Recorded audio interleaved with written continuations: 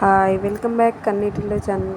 ఈరోజు అయితే కొత్త కుండలో గడ్డ పెరుగు ఇంట్లోనే పాలు వేడి చేసి పెరుగు తోడు పెట్టుకున్నాను. సో ఫస్ట్ కొత్త కుండ కాబట్టి ఇందులో పెరుగు దేవుడికి ఈరోజు శుక్రవారం ప్రసాదంగా సమర్పిద్దామనేసి, నైవేద్యం పెడదామనేసి నేను పెరుగు అనేది తీస్తున్నాను.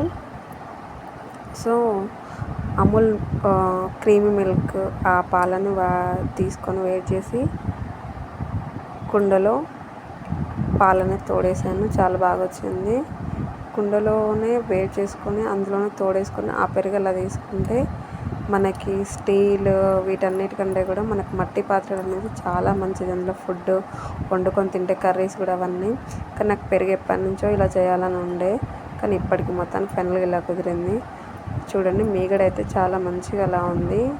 మా పాపకైతే ఈ మీగడ కావాలంది, అందుకే దాన్ని తీయలేదు. తను వచ్చిన తర్వాత తినిద్దనేసి నేనైతే ఫస్ట్ దేవుడికి నైవేద్యంగా తీద్దామనేసి నైవేద్యంగా అయితే తీసుకున్నాను.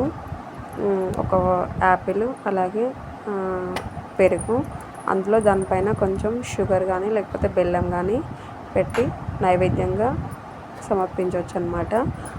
నేనైతే శుక్రవారం అమ్మవారికి లక్ష్మీదేవికి పాలనేది చాలా ఇష్టం కాబట్టి పాలను సమర్పిస్తాను.